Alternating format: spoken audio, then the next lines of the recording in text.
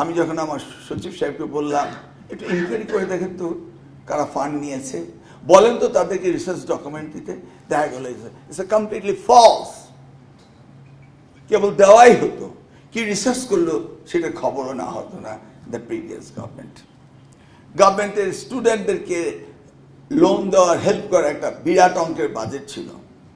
যেই নিয়ে আমি খোঁজ নিতে গেলাম, গিয়ে দেখলাম যাদেরকে টাকা দেওয়া হয়েছে সেই ট্রাঙ্ক ওই রাত্রেই চুরি হয়ে চলে গেছে। আপনি শত কোটি না, থাউজেন্ডস অফ ক্রোড় টাকা এইভাবে আত্মসাৎ হয়েছে। Same to national university previous government. এখন আমরা যদি প্রিভিয়াসের পিছনে ছুটে বেড়াই, আমরা সামনে যেতে পারবো না। So let's not talk about that. আমরা we want to go ahead, আমরা সামনের দিকে যেতে চাই। আমাদের ব্রেইন ড্রেইনের কথা বললেন এখানে ইউসুফ হায়দার স্যার বা আমার ফ্রেন্ড যারা আছেন বা তামিদা আপা, ওই সময় মালয়েশিয়ার স্টুডেন্টরা আমাদের এসে পড়েনি স্যার, আমাদের ক্লাস ফ্রেন্ড ছিল, আপনারা পড়িয়েছেন স্যার, মনে আছে আপনার? ইন্টারন্যাশনাল হোস্টেল বানানো হয়েছিল। আর our student now is going to Malaysia as education hub. You see, আমি বুঝতে পারছি না আমরা কোন দিকে যাচ্ছিলাম।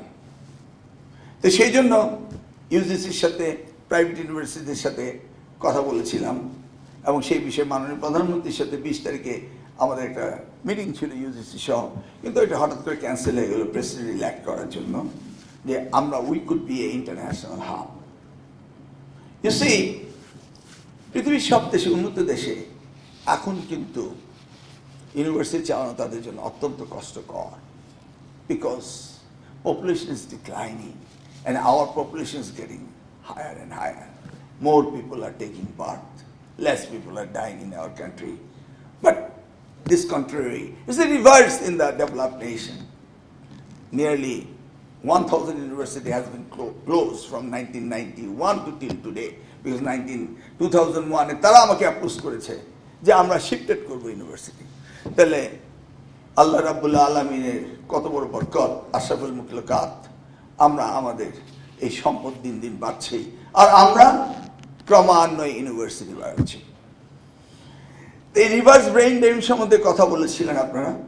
During president Zia Rahman time international hostel হয়েছিল এবং সেইখানে আমাদের যারা প্রফেসররা বাইরে কাজ করতেন তাদেরকে মিনিমাম প্রিভিলেজ দিয়ে, যে ওনারা টাকা চান না, পয়সা চান না, আসলে একটা গাড়ি দিয়ে নিয়ে আসা, সুন্দরভাবে রাখা, ওনাদের টাইম অনুযায়ী আপনাদের সাথে কোঅর্ডিনেট করে কোর্স দেওয়া, এগুলি যে কথাগুলি এখন আমাদের ইউজিসি চেয়ারম্যান সাহেব এখানে বললেন। তা আমি আপা বললেন যে বলার তো আর কিছু নেই, সবই তো উপস্থাপন করেছেন।